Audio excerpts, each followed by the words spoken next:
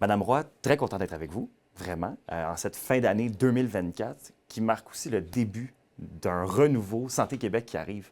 C'est la troisième réforme quand même en à peu près 20 ans. Qu'est-ce que celle-ci, Santé Québec, elle va nous apporter de plus à nous, les gens qui profitent du système de la santé? Avec la création de Santé Québec, le grand changement, c'est la création de la Société d'État qui fait en sorte que nous, maintenant, le CIS de l'Abitibi-Témiscamingue, on fait partie de la grande famille de la Société d'État. On est tous ensemble. Donc, on n'est plus 34 établissements qui faisons de notre mieux pour améliorer notre système de santé à l'intérieur de nos établissements.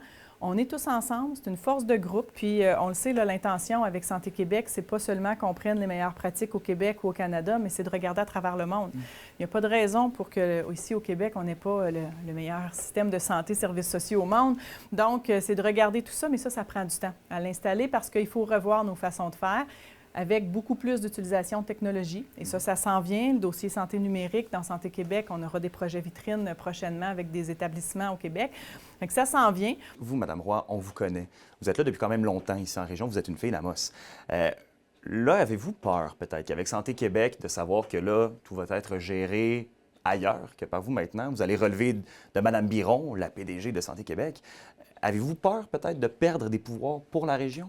Au contraire, avec ce qu'on voit dans Santé Québec actuellement, avec l'intention qui nous est transmise aussi de Mme Biron, c'est d'avoir un plus grand pouvoir d'autonomie, nous les PDG, dans nos établissements. Donc, moi ici pour la région de l'Abitibi-Témiscamingue, pour organiser les services. Donc, on gagne ça, la région.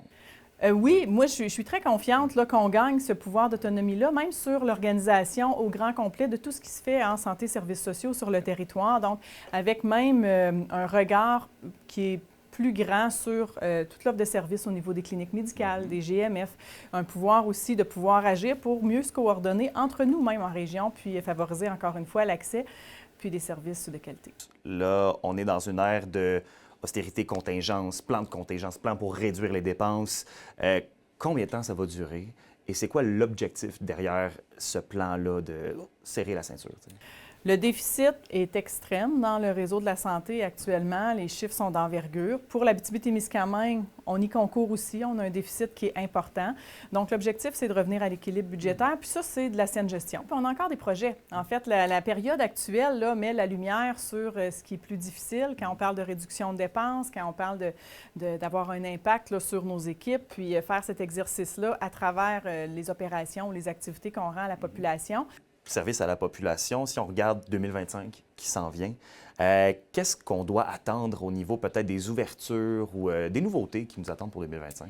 Bien, des nouveautés, on suit entre autres des grands projets qui se déploient dans notre région, mais qui sont déjà annoncés, entre autres la Maison des aînés et Alternatives spécialisées de Macamic. On va la voir lever de terre. Là. Dans la prochaine année, là, on va voir la structure prendre forme. On a Maison des aînés de Palmarol, pour laquelle on a des attentes sur certaines décisions à venir.